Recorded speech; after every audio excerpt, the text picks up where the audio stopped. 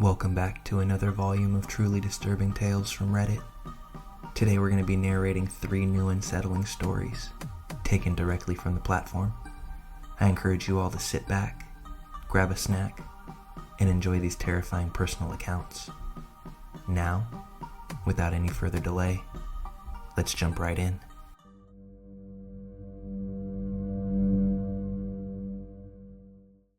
Okay, so bear with me.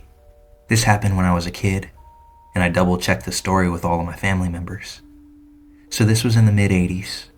I was about 7, maybe 8 at the time, at home with 2 of my older sisters, 8 and 11-ish, and 2 cousins, 7 and 8, all 5 of us girls. My sister, 11, was in charge of babysitting us 4 younger girls. You have to picture what our house looked like to understand what happened. It was a 2-story box house with a flat roof and a small box front porch, also with a flat roof. I can't remember what we were doing, but we were all in the house. We kept hearing noises coming from the roof, like walking, tapping, basically what sounded like rocks being dropped down the downspouts. You know, kids, we thought of a squirrel or something in that vein, but it just kept happening. Then my older sister said something about how maybe someone climbed the huge tree beside the house and got on the roof. We were all scared because we knew there was a roof access point in the bedroom that I shared with one of my sisters. What if they could get inside? My oldest sister told my other sister and one of our cousins to walk across the street to the corner store, across an empty gravel parking lot, and on the way back, look up to see if they could see someone on the roof. So the girls, both about 8 years old, walk halfway across the parking lot and, being curious kids, turned around, looked up, and saw a guy in one of those totally 80s crop-top football jerseys. Think Johnny Depp in A Nightmare on Elm Street. He was crouched down on the roof, obviously trying to conceal himself. The girls came running home, freaking out, and told my older sister about the guy. My sister, freaking out as well, first went to the neighbor's house to use their deck to see if she could see on our roof, but couldn't see a thing. She came home and immediately called the police. It felt like it took them ages to show up. When they got there, I don't think they believed a word we said. They thought a bunch of little kids were making up this story for attention. One cop drove down the road, up a hill about a block away, to see if they could see anything. But the way the roof was, you couldn't see a person if they were laying down up there if you tried. Then these cops tell us kids that we had to go upstairs and check everywhere to see if we found anyone. 5 little girls from ages 7 to 11 sent upstairs, scared, crying, to look for this man, knowing about the roof access. We all cried not wanting to go, but they said we had to. To this day, I remember just how scared I was. I remember looking, but how well do little kids look, right? The cops didn't listen to us, didn't check out the house, inside or out, and ultimately left. We were scared to be left home alone, knowing that there was a guy out there. Who knew where? We didn't know if he was laying down on the roof, or had jumped down, or somehow gotten in and was now hiding. My mom finally got home a few hours later, and we told her what happened. My mom explained to us that there was a lock on the roof access, and that no one could get in, but she checked anyway. Then went to check out the outside. There were clear footprints in the dirt, dug in good and well from him jumping off the roof, onto the porch, and off into the flower bed. Oh, my mom was steaming mad when she realized we told the truth and weren't believed by the police. We went to the station the next day and were all separated and interviewed. We all told the same story. My mom went up and down the sides of cops, verbally berating each and every one for not believing her children. We never found out who the guy was or why he was there. But I wonder to this day, as a woman in my 40s, did he know it was a house with 5 little girls home alone?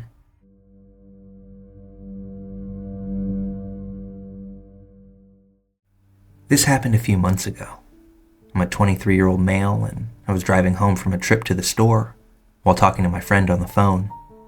It was around 9 or 10 p.m.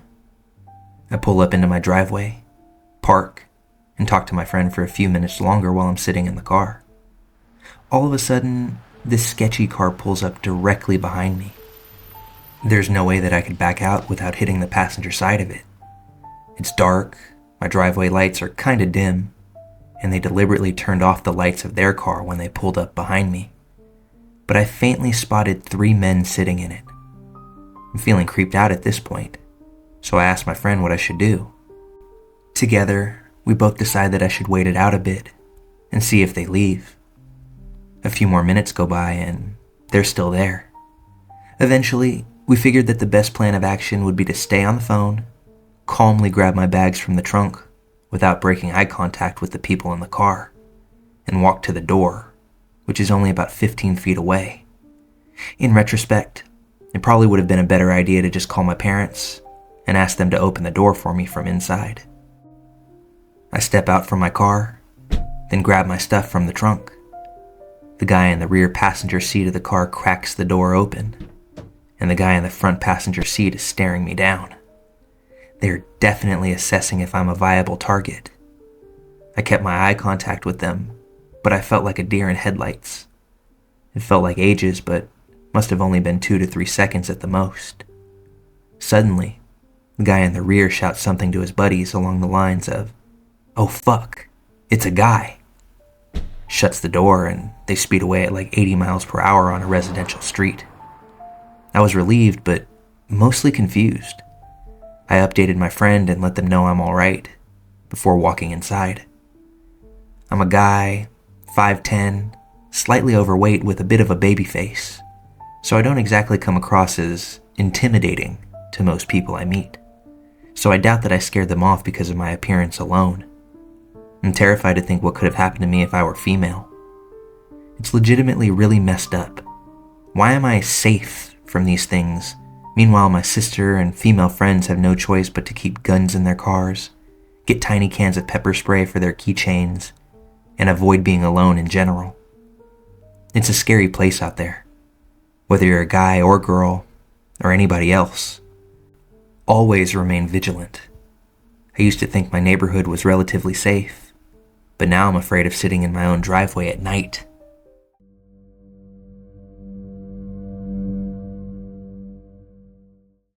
This happened to me about 5 years ago while I was 9 months pregnant. I was Christmas shopping at the mall with my then 7 and 15-year-old daughters one Saturday night in a very safe city with an ultra-low crime rate.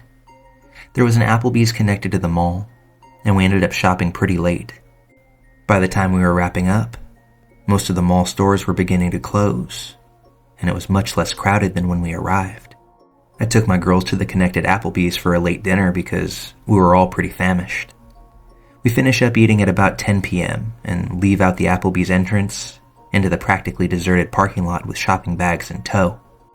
As we got to the car, I was in the middle of maneuvering the shopping bags on my arms to find my keys, when a 50-ish-year-old crusty-looking guy starts walking up from somewhere in the parking lot with shaggy gray, white hair and a faded flannel shirt with old jeans. I noticed him briskly approaching when he was about 40 feet away, and he said, "This is a stick-up. Give me all your money." My blood ran cold in an instant, and I stared at him owlishly and shakingly said, "What?" He then said that he was just kidding, came up and stood right next to my daughters, who were standing on the other side of the car, waiting for me to unlock the car and to let them in. He then starts making small talk with me and my girls. He's asking things like if they were being good girls for Santa, how old they were, if we got all our Christmas shopping done, what kind of things did we get, etc. He didn't seem drunk, high, slow, or mentally challenged at all. He was very coherent and seemed of sound mind. Mind you, I was heavily pregnant, alone with my 2 daughters in a mostly deserted parking lot at 10 o'clock at night, who was being approached by a stranger who came and stood right next to my kids on the other side of the car just shooting the breeze, talking to me and my kids with his hands in his pockets occasionally looking over his shoulder. I didn't want to aggravate him, so I was politely conversing with him and trying to look calm and nonchalant while trying to disguise my frantic hands digging inside my giant purse for my car keys. This exchange went on for a couple of minutes, while he periodically looked over his shoulder, left and right. I was silently panicking and trying to politely keep the situation from escalating, while also trying in vain to find my damn keys to get us out of there. They were in that purse hiding pretty damn well. I felt that at any moment he was going to pull a knife or a gun, rob me, and my kids were right next to him, away from their mother, on the other side of the car, which might as well have been a mile away, all while I couldn't find my fucking car keys to get my kids to safety. He kept trying to engage them in conversation, and I could see that my oldest daughter was a little weirded out, and she kept glancing at me to gauge my assessment and reaction to this situation. Kids often tend to not recognize potential danger when they're with their parents, since they see us as their protectors. And being that he was only talking and acting friendly, and I was doing my best to stay calm, they were oblivious to the alarming situation we were all in. And being 9 months pregnant, I was no match for this fully grown man, especially if he was hiding a weapon on him. While still desperately digging for my keys, I tried to give him hints that the conversation was over by saying things like, "Well, it was nice chatting with you, but I gotta get these kids to bed," and "It was nice meeting you," and telling my girls to say that it was nice meeting him too. My polite attempts to get this guy to leave weren't working because he kept sidestepping my attempts and asking what their favorite school subjects are and how nice young ladies they were, while I was struggling with the shopping bags and digging through my giant purse. My outgoing 7-year-old was completely oblivious to how not okay the situation was, because he was being, quote, friendly, and because of the whole "I'm with mommy so I'm safe" child mentality. So she started to talk about what she picked out for daddy for Christmas, and started enthusiastically talking about kid stuff and asking him if he knew what Minecraft was, and keeping this creep from leaving us alone by keeping him engaged in conversation. They didn't realize that I was becoming desperate to get them the hell out of there. Then I suddenly felt this sinking feeling of dread when I realized that I may have lost my keys in the mall, and that we were stuck outside with this strange man who kept looking over his shoulder and was showing no signs of walking away. I was thinking that he was waiting for the perfect moment to pounce. All he had to do was grab one of my girls and threaten their life, knowing it would make me do whatever he wanted as long as he wouldn't hurt them. I started to feel my adrenaline begin to spike, and my heart and stomach started doing flip-flops, and I felt like at any moment, something was about to go down, as the gravity of realizing that there were no other people or witnesses around totally set in. The odds were stacked against us, and he has his chance. All of a sudden, he was like, "Okay, it was nice talking with you. See you later," and walked off in the same direction as to which he came. It was only then that I finally found my car keys. I was able to unlock the car and told my kids to get in fast. I locked the doors right behind us, started the car, and drove the hell out of there. My 15-year-old lightheartedly and jokingly said, "Okay, that was weird," and began to laugh. I was overwhelmed with relief, and then I was confused over what did just happen. I thought, why the hell would a guy of seemingly sound mind think it totally acceptable to go out of his way just to approach a woman and her kids in a deserted parking lot late at night, just to chit-chat? But being that nothing bad happened, I brushed it off and joked about it too. When we got home, my husband greeted us and asked us how shopping went. I said it went well, and my 15-year-old told him what happened in the parking lot, how weird it was, and kind of joking about the situation. I started joking too, saying how I was mentally having a panic attack while trying to look calm, and I started making fun of myself by telling my husband how I was attempting to inconspicuously rummage through my purse to find the keys. My husband went completely white, and I acknowledged his horrified look of alarm. I assured him that, albeit creepy, the guy was just talking, and eventually left on his own accord. Now, my father-in-law is a retired sheriff's deputy, and my husband went through police academy training after graduating high school. So being that the knowledge he gained from that, Plus, growing up with a cop for a dad, I found out why my husband looked absolutely horrified when I told him the details. What my husband told me completely rattled me to the bone. He told me that he was 100% sure that the reason why that guy was hanging around us and chit-chatting was because he was waiting for me to unlock the car. The reason why he was standing next to our kids was because once I got the door unlocked and the kids started to get inside, he was most likely going to force himself into the car with the kids, hold a knife or a gun to them to gain leverage on me, to force me to cooperate knowing that I wouldn't abandon my kids, which would force me to get into the car with them and do whatever he wanted me to do, which most likely would be drive to a remote location and to do God knows what. Being that he wasn't wearing a mask suggests that his intentions were to also leave no witnesses to identify him. I then remembered that he was positioned by the backseat passenger door, where my 7-year-old was standing by waiting to get in. My husband then said that the most likely reason why the guy ended up leaving was because it took so long for me to find my keys, and the longer it took, the more anxious and spooked it made him.